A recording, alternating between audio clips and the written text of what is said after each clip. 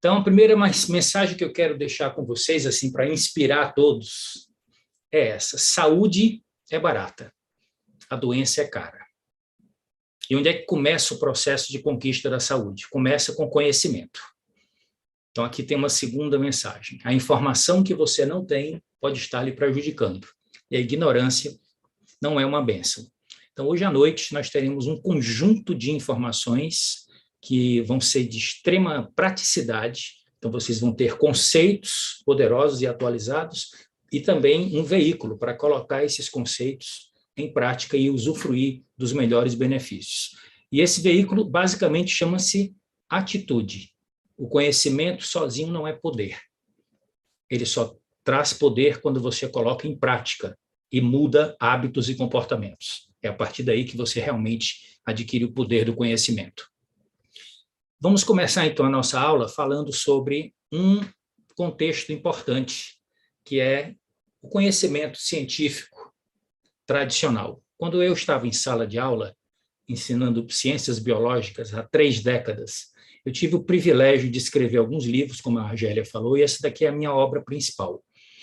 Essa edição ela é de 1992, só para vocês terem uma ideia. Então, nós estamos fazendo exatamente 30 anos, né, da edição, do lançamento até agora, 2022, e esse exemplar foi encadernado pelo meu pai e encontra-se na biblioteca particular dele.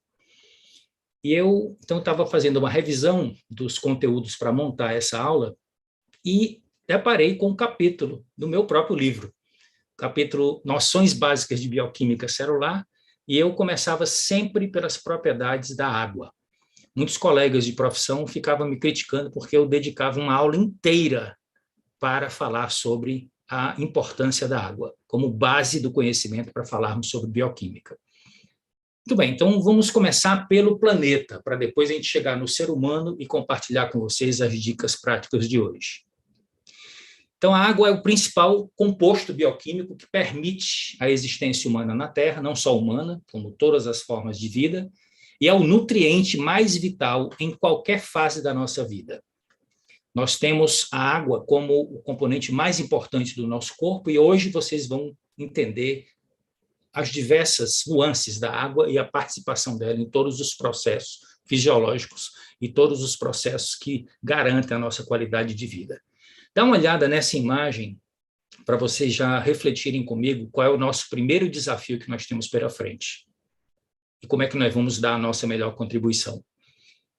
Se a gente pegar toda a água que está contida no nosso planeta, por isso que ele é chamado planeta Terra, cabe dentro desse cubo que vocês estão vendo aí, proporcional também da estrutura da Terra.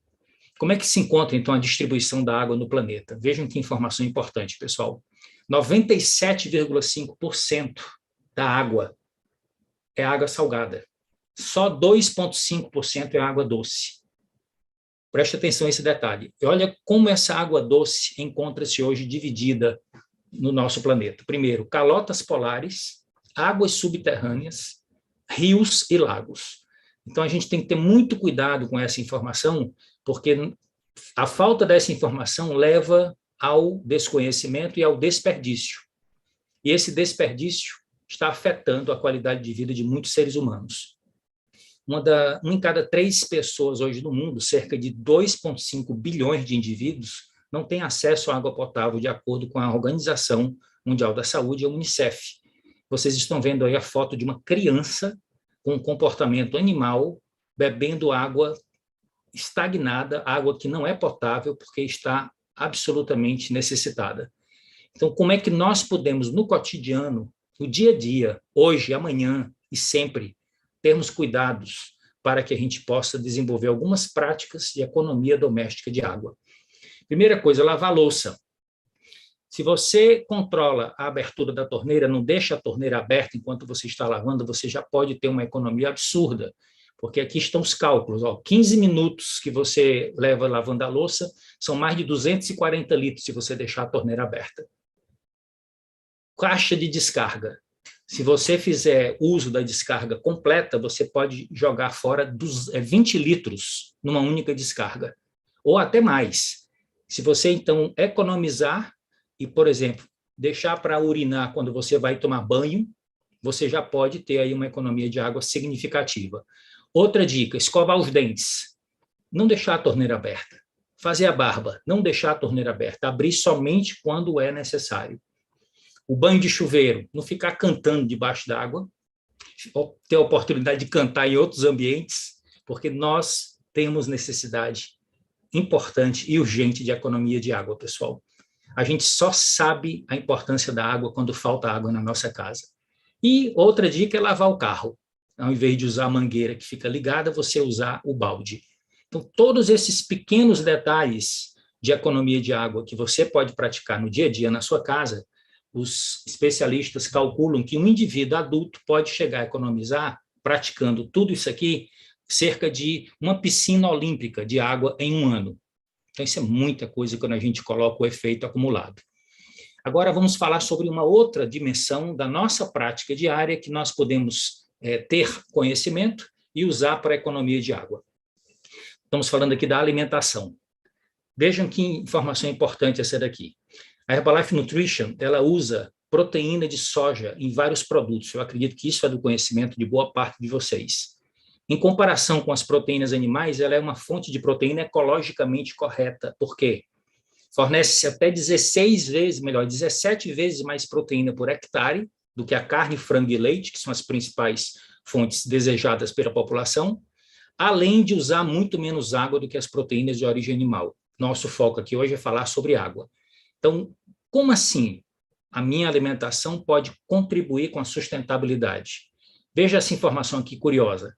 Para produzir 1 quilo de carne bovina, são necessários 15 mil litros de água potável. A maioria das pessoas não tem essa informação. E quando você faz uso da soja? Quando você consome a soja como ser humano, não consumindo a soja através da carne bovina, da carne suína, como acontece com a maioria das pessoas. Grande parte da produção de soja no nosso país, somos o segundo maior produtor de soja do mundo, é feita para transformar em ração para alimentar animal, para poder os seres humanos que não vivem sem carne se alimentarem diretamente. Então, quando você usa a soja como fonte primária de proteína, além de você alimentar muito mais pessoas, olha a quantidade de água, meus amigos, que é usada para produzir 1 quilo de proteína isolada de soja. Não chega nem a 40 litros de água, comparado com 15 mil litros para 1 quilo de carne bovina. Então, se nós pudermos resumir, essa tela, que foi extraída de um artigo científico recente, fala sobre a importância de nós comermos mais vegetais e menos animais, em primeiro lugar, pela nossa saúde, em segundo lugar, pela saúde do planeta, para termos uma atitude mais consciente, mais coerente. Observem esse gráfico aqui, ó. No extremo esquerdo, nós temos a menor utilização de terra, a menor utilização de água potável e a menor liberação de gases de efeito estufa, representada aqui pela soja e seus produtos derivados. As plantas, de uma maneira geral, têm esse impacto reduzido no ambiente. Os alimentos de origem animal, exatamente o contrário. Então, quando você fica sem comer carne, você dá a sua contribuição. Não estamos falando aqui, fazendo apologia ao veganismo. Estamos fazendo uma recomendação de aumentar o consumo de vegetais enquanto diminuímos o consumo de animais. 5 vezes mais água utilizada quando você consome produtos de origem animal, 10 vezes mais terra é utilizada e 25 vezes mais liberação de gases de efeito estufa. Então, eu criei essa mensagem aqui como uma espécie de desiderato para que as pessoas se inspirem e pratiquem. Coma mais vegetais e menos animais, porque é melhor para você e melhor para o planeta. Agora vamos entrar na matéria propriamente dita. A água ela é responsável por cerca de 60% a 70% do corpo, do peso do nosso corpo. Então, nós somos verdadeiros aquários ambulantes. Quando eu estava em sala de aula, dando aula de biologia, eu gostava muito de fazer uma provocação com os meus alunos. Eu escolhia um aluno aleatoriamente, colocava esse aluno em cima de uma cadeira, na frente de todo mundo, então aquilo já chamava bastante atenção, e aí pedia que todo mundo ficasse em silêncio e pedia que eles tentassem ouvir o barulho. Aí eu pegava o aluno e sacudia. E ninguém escutava o barulho de água balançando dentro do corpo do aluno, como aconteceria com um recipiente com 60% a 70% preenchido com água. E, ao mesmo tempo que se você injetar uma seringa vazia e tentar puxar água de dentro do músculo, você não consegue. Você só consegue se você atingir o vaso sanguíneo. Então, por que quando puxa não vem e quando agita não faz glu, glu, glu, glu? Fazia essa pergunta dentro de sala de aula e conquistava bastante a atenção dos alunos para entender que a água, embora seja o componente mais abundante, ela está associada ao segundo componente mais abundante do nosso corpo, que são as proteínas. Então, a água, em grande parte do nosso organismo, não está livre na forma líquida, ela está formando micelas, associado às proteínas. Então, para a gente entender isso melhor, vamos analisar aqui juntos a distribuição dos líquidos corporais. Então, imagina uma mulher com um peso de 65 quilos, com aproximadamente 67% de água. Estamos fazendo aqui um cálculo aproximado para facilitar as contas. Ou seja, isso dá 43 litros, a quantidade de água que tem no corpo dessa mulher, com 65 quilos e 67% de água. Como é que esses líquidos estão distribuídos? Em 3 grandes compartimentos. A maior parte desses líquidos está dentro das células, nós chamamos líquido intracelular, 40%, representaria 26 litros dos 43.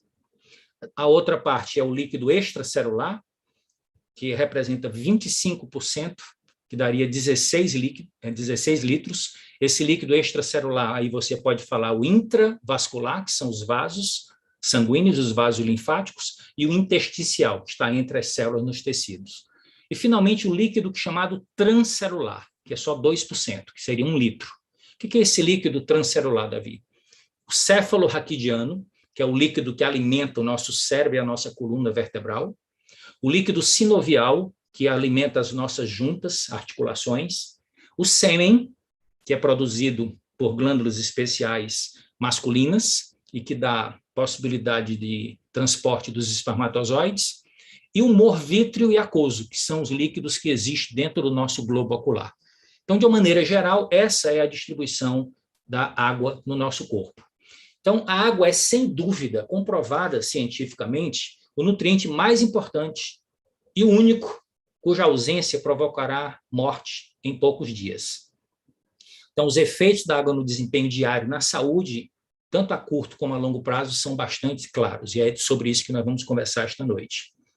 Então, aqui uma informação importante: um adulto médio pode passar até 7 semanas sem comida, mas não sobrevive além de 7 dias sem água, que evidencia a importância desse nutriente para a nossa saúde, para o nosso bem-estar e para a nossa biologia.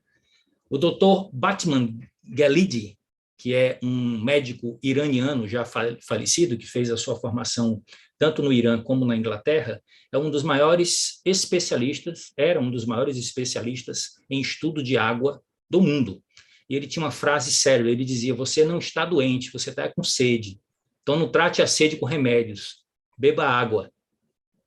O que ele quer dizer com essa frase? Ele quer dizer o seguinte, que a gente tem que começar a cuidar do nosso estilo de vida, porque grande parte das doenças que nós estamos sofrendo não são doenças de origem genética, são doenças de estilo de vida, não são doenças infecto-contagiosas. A maior parte das doenças hoje, as famosas doenças crônicas não transmissíveis, está levando mais de 70% a óbito da população brasileira, podem ser evitadas com mudanças de estilo de vida. Então, aqui uma provocação. O que você costuma fazer quando a luz de alerta acende no painel do seu carro? Dá uma olhadinha aqui na tela. O que normalmente a gente faz quando esses sinais aqui começam a piscar?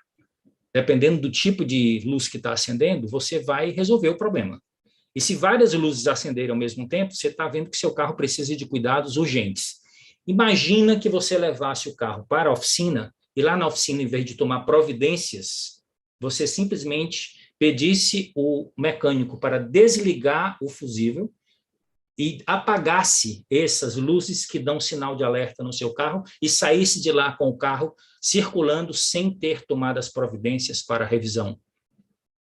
O que isso tem a ver com aquilo? É exatamente assim que se comporta a maior parte das pessoas. Como é que se tratam doenças de estilo de vida? Dá uma olhada aqui nos medicamentos hoje mais vendidos no mundo e no Brasil. E o que está por trás disso aqui? Dor de cabeça, corpo dolorido, inibidor de apetite, azia, depressão, antihipertensivo. Se vocês conhecem pessoas com mais de 45, 50 anos, a maioria dessas pessoas tem esses medicamentos em casa, em uso, muitas vezes contínuo, controlado por receita médica.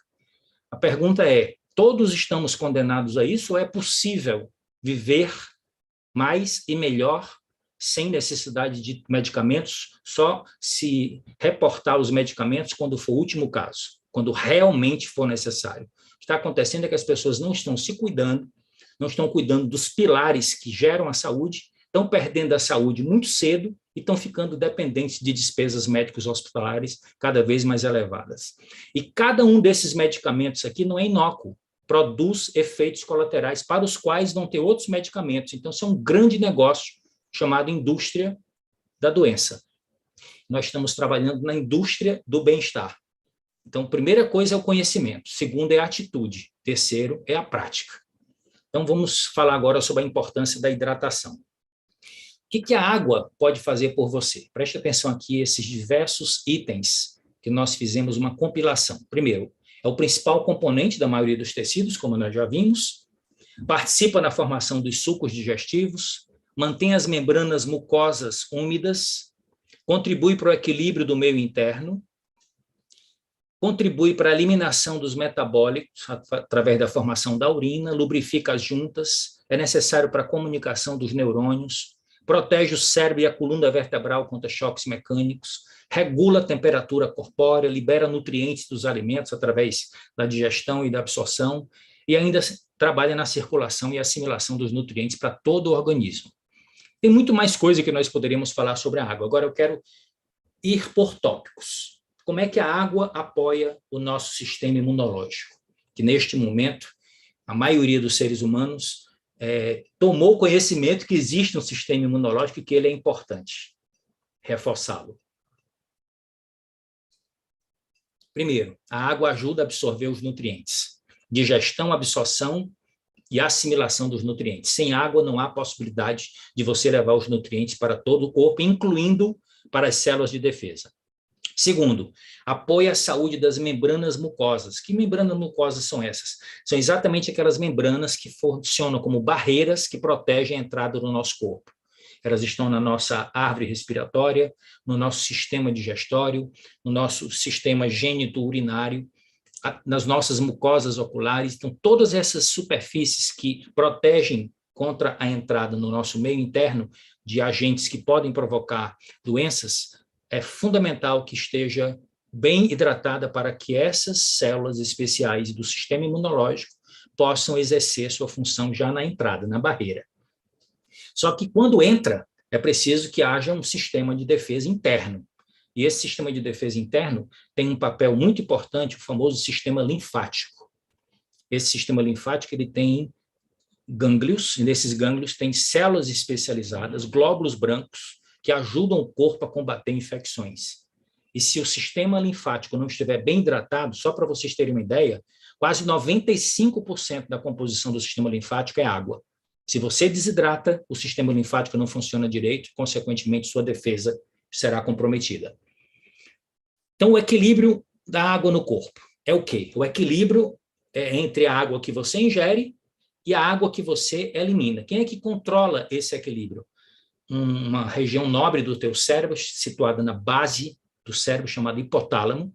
Lá ele tem neurônios especializados em analisar a composição química dos fluidos e quando essa composição química está alterada na sua osmolaridade, ou seja, tem muita concentração de sais e pouca concentração de solvente, aí ele dispara a sensação de sede e bota você para ir atrás de fluidos. Só que beber água somente quando está com sede não é uma boa estratégia, porque a sede é um indicador tardio. Quer dizer, quando sentimos sede, já é um sinal de que você está desidratado. O organismo já não está funcionando direito. Então, uma dica importante aqui, para onde quer que você vá, esteja acompanhado com a sua fonte de hidratação. Desenvolva o hábito de carregar uma garrafinha com você. E garrafinha essa pode ser metálica, pode ser de plástico protegido, plástico que não libere substâncias xenobióticas. Isso tudo vocês podem obter informações na hora que vocês forem adquirir. Agora, quais são os sinais que você tem que ficar atento para que você evite a desidratação. Primeiro deles, boca seca.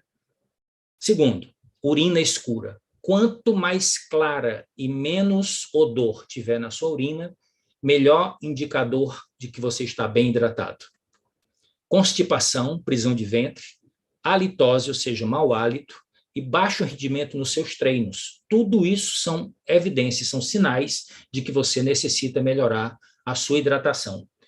Entretanto, precisamos dar uma atenção especial para esses dois momentos da nossa vida, o momento em que nós somos bem novos e o momento em que nós estamos terminando a nossa jornada. Então, indivíduos, crianças com menos de 2 anos de idade, ainda está sendo formada a estrutura do hipotálamo que controla os mecanismos da sede. Então, a criança tem que ter muita atenção com a sua hidratação. E os idosos estão perdendo exatamente o oposto. Então, esses casos aqui à esquerda é a responsabilidade dos pais ficarem atentos e dos cuidadores, e à direita é necessário que desenvolva o hábito de tomar água. Isso vale para qualquer idade, certo? Mas no caso da terceira idade, na fase em que nós somos idosos e que vamos perdendo a percepção da sede, nós precisamos beber água independente de termos sede. Esse estudo aqui que foi desenvolvido numa província na China, província de Hunan, onde tem muitos centenários, eles fizeram uma pesquisa e foi demonstrada uma relação altamente significativa entre a qualidade da água mineral, principalmente a riqueza de oligoelementos, são aqueles minerais que têm pequena concentração, como zinco, selênio, manganês, molibdênio, cromo, na água potável, e a saúde desses centenários que participaram desse estudo. E a conclusão foi bem clara. A água potável apresentou como um dos maiores fatores para a saúde local e a longevidade dos centenários. Então, a mensagem está boa. Beber água pode nos proporcionar viver mais e melhor. Agora, como é que ocorre esse equilíbrio da hidratação? Como é que ocorre o equilíbrio hídrico do corpo? Observem esse gráfico. Esse estudo, vocês estão vendo aqui o título, né?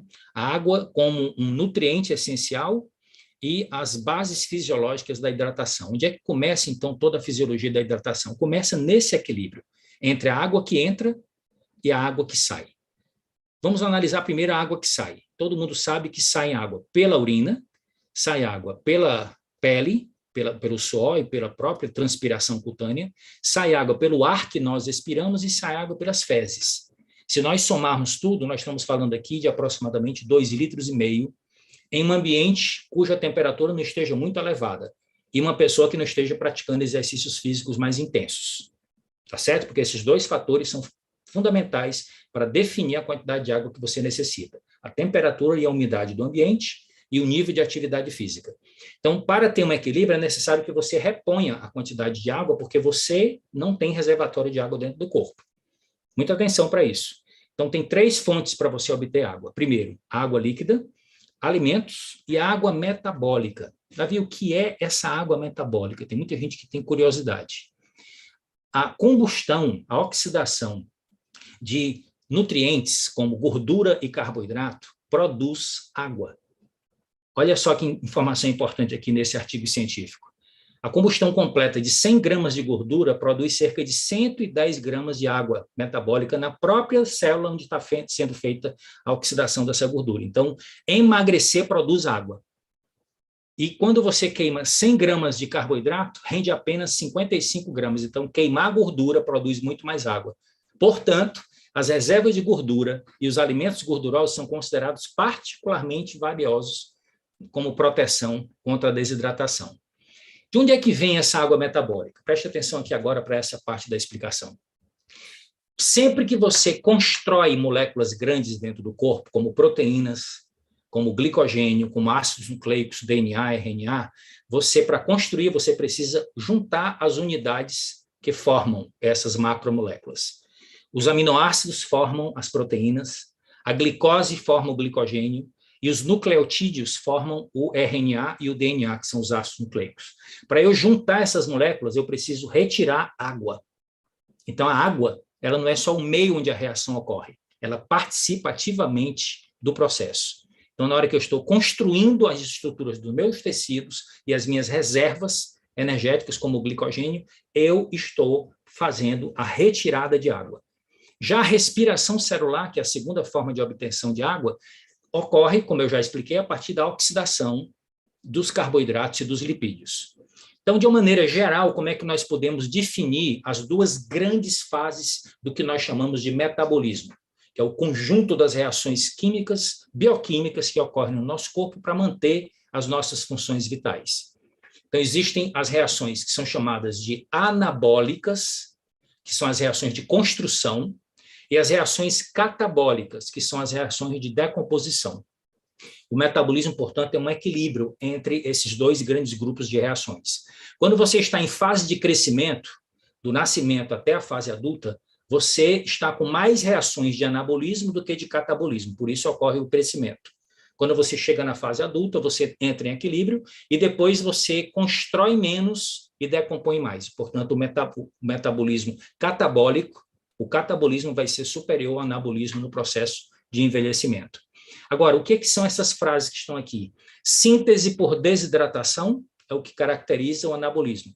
E decomposição por hidrólise é o que caracteriza o catabolismo. Eu vou usar exemplos para vocês entenderem melhor.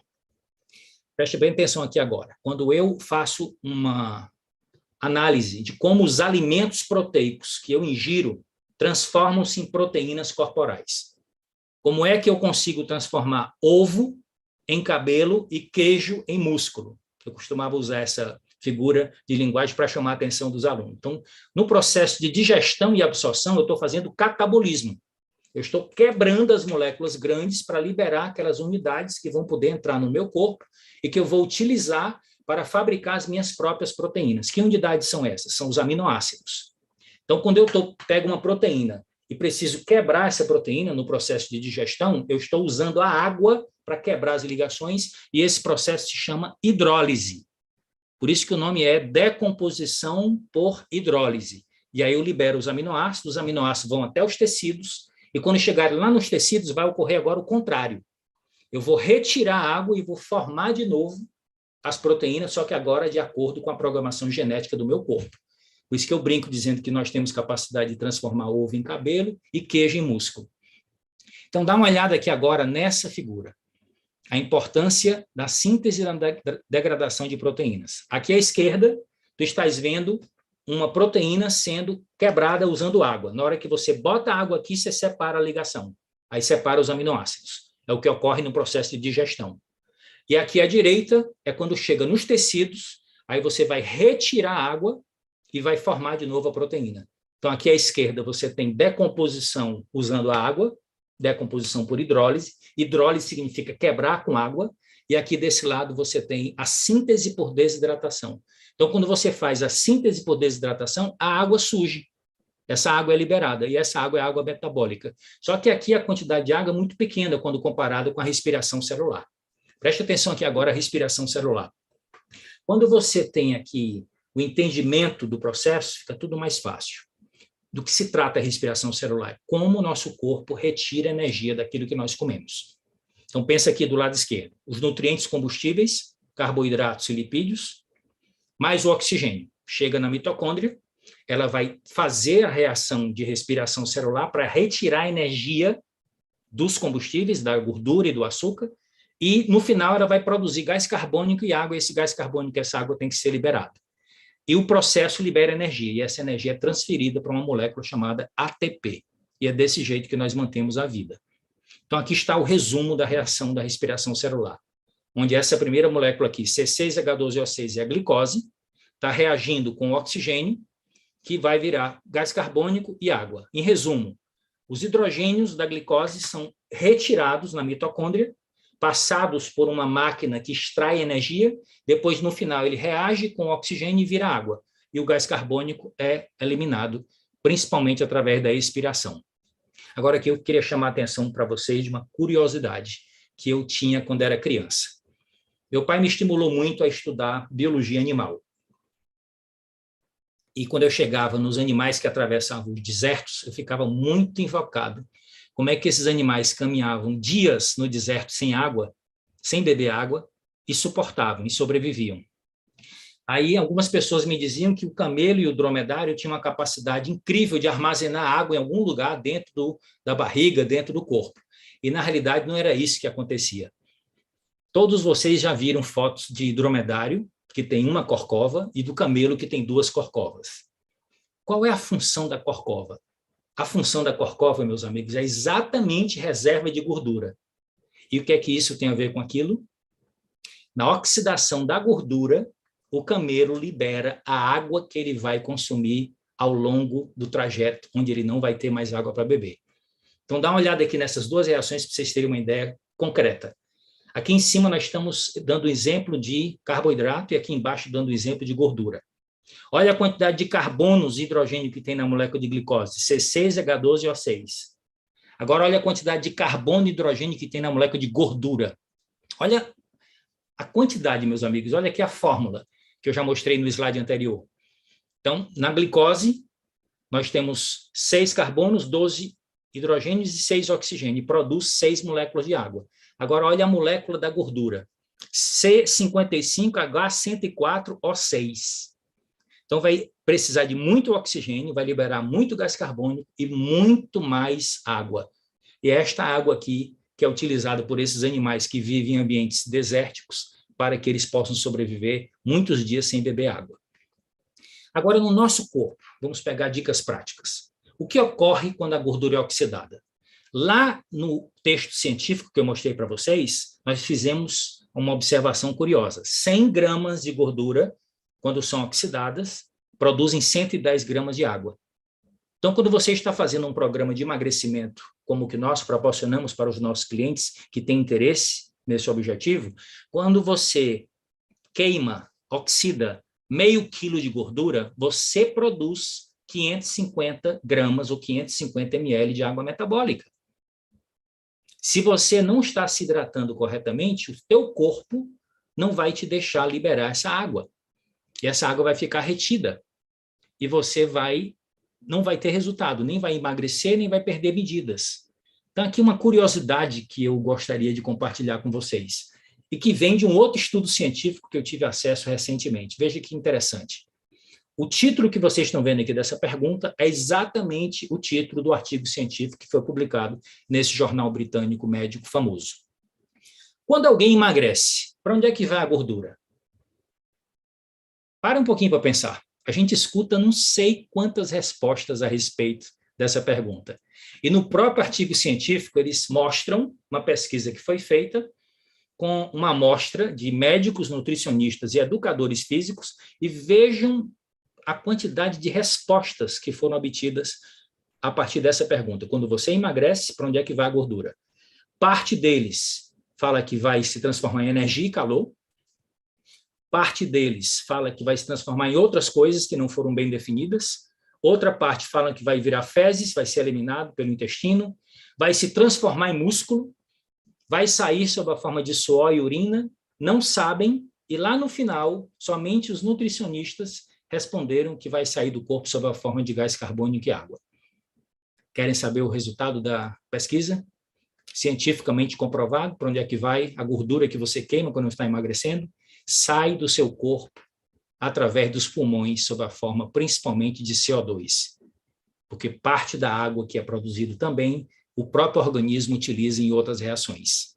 Já o CO2 não participa, então ele é eliminado através dos pulmões. Então, grave isso. Quando você emagrece, a gordura é oxidada e grande parte dela é eliminada através dos pulmões. Agora, o que mais que ocorre quando a gordura é oxidada? O que ocorre é que esse tipo de fenômeno que vocês estão vendo aqui desenhado é muito importante saber o que é que está acontecendo dentro do corpo. Lá atrás, vocês estão vendo as células de gordura bem ampliadas. Aqui à esquerda, vocês estão vendo o fígado e à direita, vocês estão vendo os rins. Quando você começa a perder gordura, diminuir o tamanho da célula de gordura, vai haver liberação de toxinas que estão armazenadas dentro da célula de gordura. Quanto mais toxina você expõe em seu corpo, através da poluição, através de alimentos com muitos aditivos químicos, através do tabagismo, através de uso abusivo de medicamentos, tudo isso se acumula dentro do corpo. Então, quando você emagrece, essas toxinas são liberadas, passa para o fígado transforma, depois passa para os rins eliminarem. Então, a eliminação de xenobióticos é outra função interessante, envolvendo esses 3 tecidos, quando a gordura é oxidada. Agora, é necessário que os rins estejam funcionando bem. Olha que dado interessante. Todos os dias os rins filtram ao redor de 120 a 150 litros de fluidos no nosso corpo. Lembrar que nós temos entre 5 a 7 litros de sangue. Passa pelos rins 120 a 150 por dia.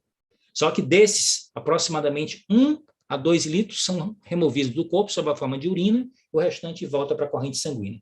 Então, a água é essencial para o bom funcionamento dos rins. Se os rins não receberem água, eles não vão funcionar direito e não vão tirar os resíduos do metabolismo e os xenobióticos, e você vai terminar se intoxicando. Agora, a gente fala muito em rim e esquece de falar no cérebro. Né? Quando fala assim, se eu não beber água, vai ter pedra nos rins. Vocês já escutaram esse tipo de mensagem. Só que o cérebro, que é composto 85% de água, ele é extremamente sensível a pequenas mudanças na nossa hidratação. Então, apenas 2% de perda de água, da estrutura de água do nosso corpo, já pode causar redução de memória, enfraquecimento de outras funções cognitivas, como concentração, atenção, aprendizagem, velocidade de processamento de dados, tudo isso. Esse artigo científico aqui está falando. A desidratação provoca um significativo comprometimento do desempenho cognitivo. Portanto, também precisamos de água para o bom funcionamento das funções cerebrais.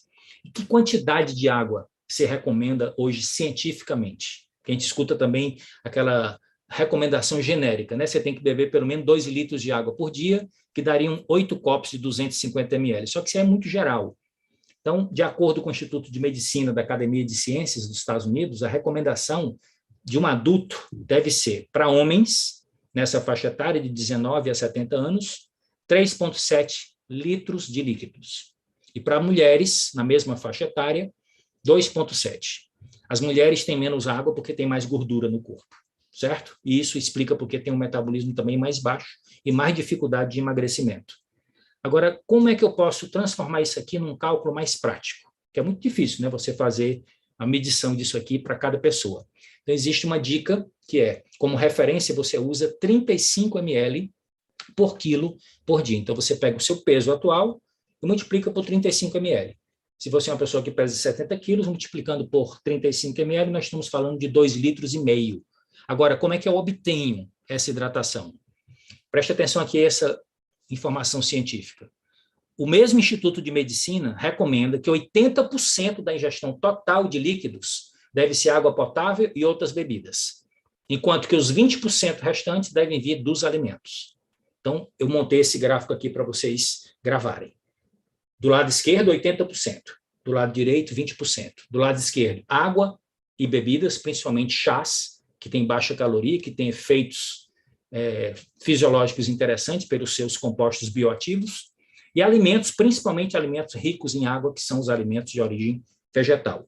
Agora eu quero chamar a atenção para esse ponto aqui. Eu montei esse slide aqui com a fonte citada, que é esse tratado de nutrição básica e dietoterapia, para mostrar para vocês o total de sucos digestivos que o nosso corpo produz em um dia, para você chegar à sua própria conclusão se é necessário você ficar bebendo água e líquidos durante a refeição.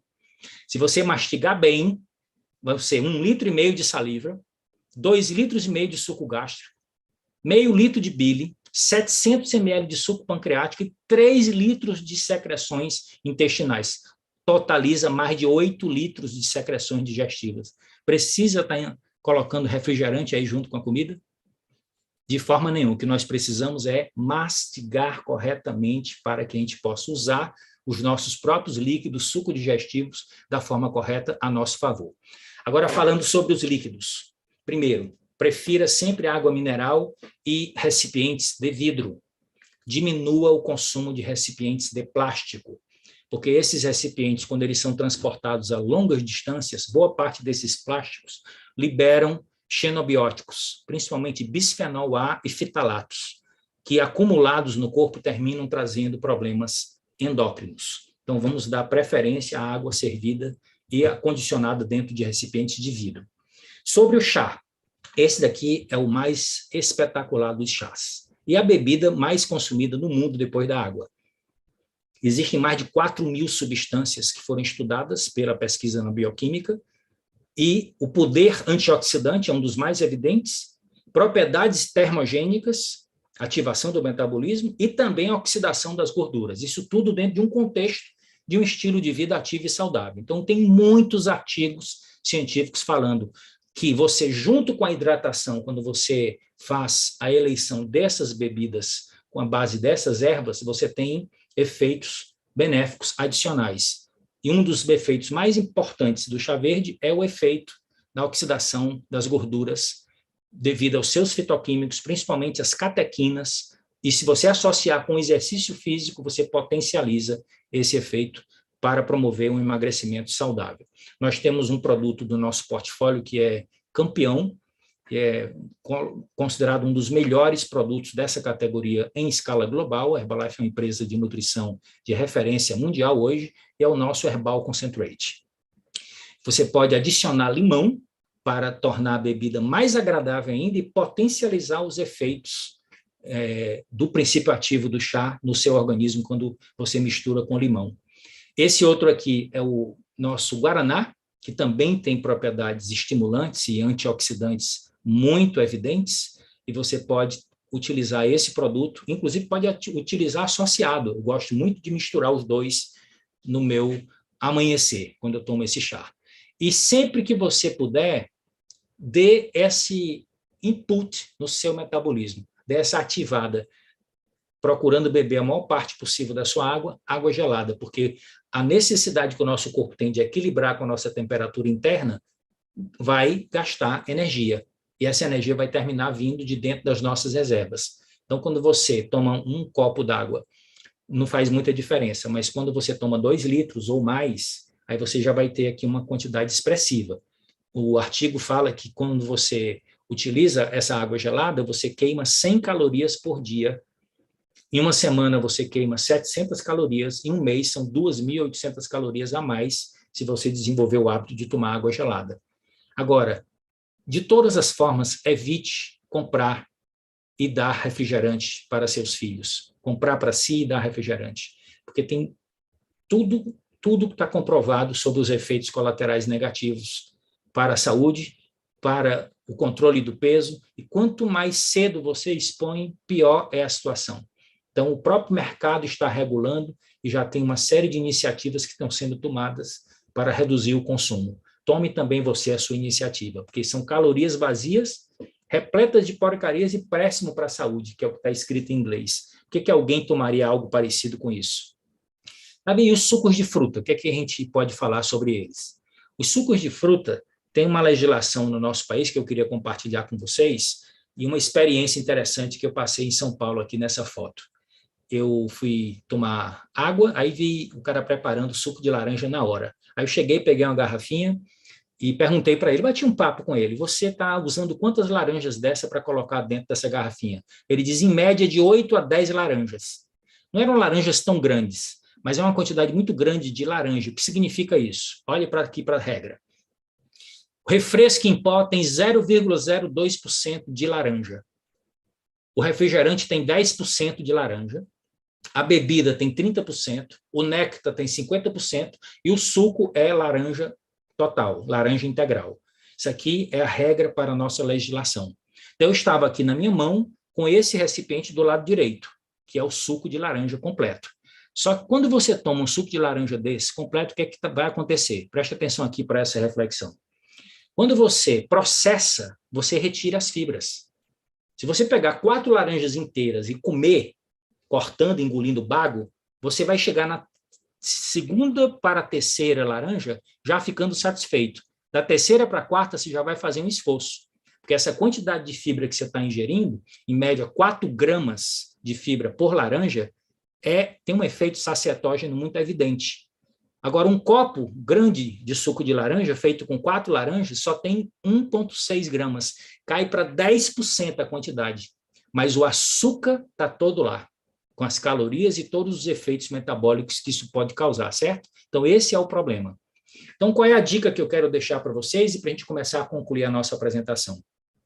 Sempre que possível, hidrate-se com mais frutas e mais vegetais integrais, inteiros. Vocês estão vendo aqui 6 exemplos de frutos e vegetais que têm alto teor de água e uma ótima densidade nutricional. E aqui à esquerda vocês estão vendo uma salada típica minha, em que eu misturo mais de 10 vegetais diferentes, que já me dá uma excelente nutrição, uma quantidade significativa de fibras pré-bióticas e também uma quantidade razoável de hidratação, de maneira que eu vou para o prato principal já bem mais educado e vou ingerir muito menos volume.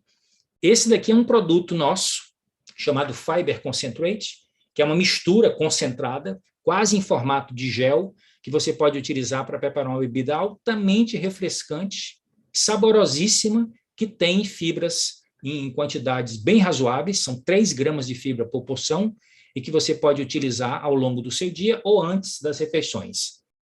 Davi, quando eu pratico exercícios físicos, o que é que acontece com a minha necessidade de água? Você aumenta, principalmente se for uma duração superior a 30 minutos, porque você começa a perder não só água, como também eletrólitos, sais minerais através do suor, e isso precisa ser reposto. Então, a Herbalife desenvolveu, em parceria com o campeão Cristiano Ronaldo, um produto chamado CR7 Drive, que é uma bebida de reposição hidroeletrolítica que contém carboidratos para você repor o glicogênio que foi gasto nos seus músculos, no seu fígado, mas com vitaminas e minerais, de maneira que você combina a hidratação, o fornecimento de energia e a melhoria da performance. E ele é saborosíssimo. Quem pratica regularmente exercícios mais intensos pode usar antes, durante ou depois, que os efeitos são espetaculares. Outra pergunta que o pessoal faz, e a água de coco? A água de coco é uma das maiores fontes de potássio, pouquíssimas calorias, estão vendo aqui, 44 calorias por 200 ml, e muitos nutrientes, livre de gordura, a água, e com alto poder reidratante. Em algumas situações de desafios, a utilização de água de coco até como soro, em situações de guerra, como tem registro na história. Agora, aqui as dicas finais. Por que não se deve misturar álcool com antibiótico? Todo mundo aqui já ouviu essa recomendação. Menina, não pode beber não, porque tu está tomando antibiótico. Qual é a relação? O álcool, ele inibe o hormônio antidiurético. Então, você produz muito mais líquidos e excreta muito mais líquidos quando você está tomando álcool. E faz com que o antibiótico seja eliminado pela urina e não se concentre devidamente no tecido para executar a sua função. O álcool em si tem efeitos colaterais com uma boa parte dos antibióticos, mas o principal efeito, de uma maneira geral, é simplesmente excretar a droga e a droga não faz o efeito desejável. Então, a pergunta, eu posso matar a minha sede com uma cerveja bem gelada? Eu acabei de falar, o álcool ele tem um desafio. Ele desidrata, ele acelera o processo de desidratação. Isso sem falar com o problema que está acontecendo no mundo, são 3 milhões de mortes por ano resultantes do uso nocivo de álcool, que representa 5,3% de todas as mortes. São mais de 200 doenças e lesões que ocorrem devido ao alcoolismo. Então, qual é a dica? Se for beber, faça com estilo e moderação, lembrando-se sempre da sua hidratação. Sempre com um copo d'água do lado. Tá certo? Dica muito importante. E agora aqui a conclusão. Comece bem o dia com a melhor nutrição e hidratação possível. É isso que nós fazemos, é isso que nós queremos propor para vocês. Eu sempre inicio o meu dia, e nas 2 horas iniciais do meu dia, eu já consigo ingerir perto de 1,5 litro de líquidos, sob a forma do meu Immunomix, que eu falei na minha aula passada, sobre café da manhã saudável, sob a forma do meu Super Shake e sob a forma do meu chá, que eu misturo o Herbal Concentrate com NRG, enquanto faço uma boa leitura, faço o planejamento da minha agenda e escrevo no meu diário. Então, essa é basicamente a minha rotina de início de dia. Então, vejam que importante tem você começar uma refeição onde você tem uma grande quantidade de hidratação junto com a nutrição que você precisa. Então, uma das grandes vantagens do Shake Herbalife Nutrition é a possibilidade de você misturá-lo com frutas e vegetais, além dos mais de 10 sabores que nós temos disponíveis no Brasil. Você permite você variar o sabor, aumentando a hidratação e, ao mesmo tempo, os benefícios nutricionais. E aqui eu queria deixar com vocês as minhas últimas dicas. Os 10 benefícios de manter-se hidratado. Então, como a gente viu nessa aula, a água é o nutriente mais importante do corpo Eu queria que vocês pegassem agora essas últimas dicas para vocês lembrarem e ficarem com essas informações. Primeiro, converte os alimentos em combustível e libera energia. Se você está desidratado, você vai retardar seu metabolismo e vai diminuir a liberação de energia e vai também diminuir a oxidação das gorduras, que é fundamental para o emagrecimento. Segundo, manter o nível sanguíneo saudável. A desidratação pode tornar o sangue espesso, favorecendo a formação de trombos, que vocês sabem que está por trás dos problemas cardiovasculares, como infarto do miocárdio e acidentes vasculares cerebrais. Terceiro, manter as juntas lubrificadas e macias. Isso é fundamental para quem pratica exercício, para quem quer locomoção a longo prazo. A hidratação pode reduzir as dores articulares e facilitar o movimento, sobretudo nas pessoas mais idosas. Próximo, transportar sangue com oxigênio e nutrientes. A desidratação pode prejudicar essa função essencial do nosso sangue, prejudicando o funcionamento e o desempenho de todo o organismo. Equilibrar a distribuição dos eletrólitos, que são aqueles sais minerais importantes para manter o volume das nossas células e a transferência dos fluidos nos nossos diversos tecidos da maneira equilibrada. Então, a hidratação ela previne a fadiga muscular e proporciona uma boa transmissão de impulsos nervosos. Remoção dos resíduos metabólicos, que nós falamos bastante. A hidratação ajuda o fígado a detoxificar e os rins a eliminar os resíduos do metabolismo e as substâncias tóxicas. Digerir alimentos, absorver e assimilar os nutrientes. A hidratação contribui para a formação dos sucos digestivos, mas também proporciona a ação das enzimas que liberam os nutrientes dos alimentos para que cheguem até as nossas células. Manter a pele mais jovem e macia, portanto, beleza, estética, aparência. A desidratação torna a pele seca e enrugada, diminuindo a sua eficácia no controle da perda excessiva de líquidos corpóreos. Manter o equilíbrio da temperatura do corpo. Isso aqui é uma das principais funções da água na nossa biologia. A desidratação prejudica a sudorese, que é um dos mecanismos centrais na regulação da temperatura corpórea, principalmente quando você está envelhecendo. E, finalmente, reduz a sensação de fome. Beber um bom copo d'água antes da refeição principal pode ajudar a ingerir menos alimentos, além de facilitar a sua boa digestão. Então, aqui, a gente conclui a nossa aula de hoje. Eu quero dar meus parabéns pela sua participação, por você ter priorizado essa atividade na sua agenda, e quero também me despedir das pessoas que estão nos assistindo no YouTube. E agora é hora da gente entrar em ação. Procure o consultor que convidou você para assistir essa aula e tome a melhor decisão. Faça parte desse movimento global do estilo de vida ativo e saudável.